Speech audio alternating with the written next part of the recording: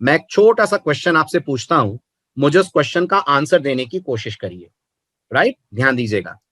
अगर मैं आपसे कहता हूं मेरे पास मेरे कंप्यूटर में there is something called abc.txt, मेरे पास कंप्यूटर में there is something called pqr.bmp and there is something called xyz.mp3।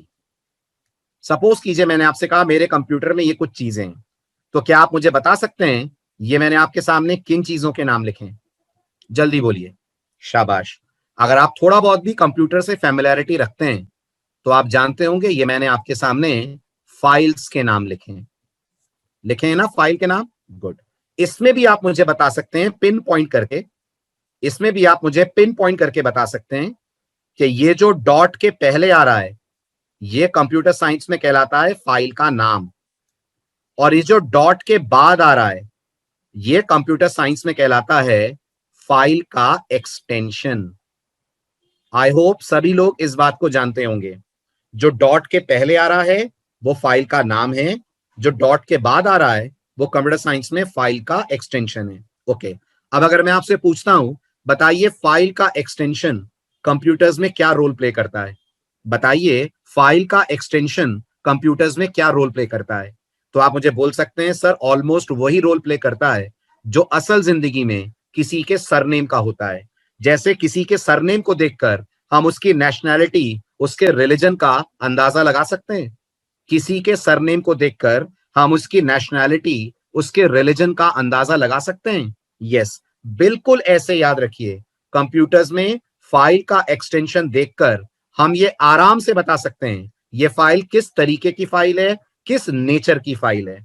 उदाहरण के तौर पे आई थिंक एवरीवन नोज अगर फाइल का एक्सटेंशन txt है तो ये अपने आप में टेक्स्ट फाइल है।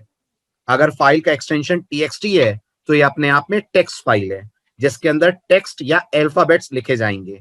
अगर फाइल का एक्सटेंशन bmp है तो आई थिंक फुल फॉर्म शायद आपको पता हो, bmp का फुल फॉर्म होता है बिट मैप पिक्चर।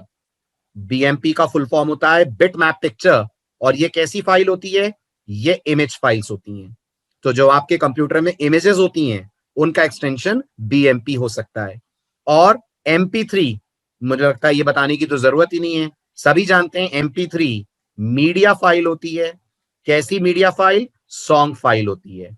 यानी आपके कंप्यूटर में जब आप गाने सेव करते हैं तो उनका एक्सटेंशन जो पड़ता है दैट इज mp3। इतना समझ आया? जल्दी बोलिए, ये बात समझ आई जो मैंने बताई आपको? बिल्कुल ऐसे याद रखिएगा। जब आप C++ में प्रोग्रामिंग करते हैं तब आपको कई फाइलें ऐसी मिलती हैं, कई फाइलें ऐसी मिलती हैं जिनका एक्सटेंशन .h होता है। और C++ में अगर किसी फाइल का एक्सटेंशन .h होता है तो सभी स्टूडेंट्स प्लीज ध्यान से सुनिएगा, ऐसी फाइलें C++ में कहलाती हैं हेडर फाइल।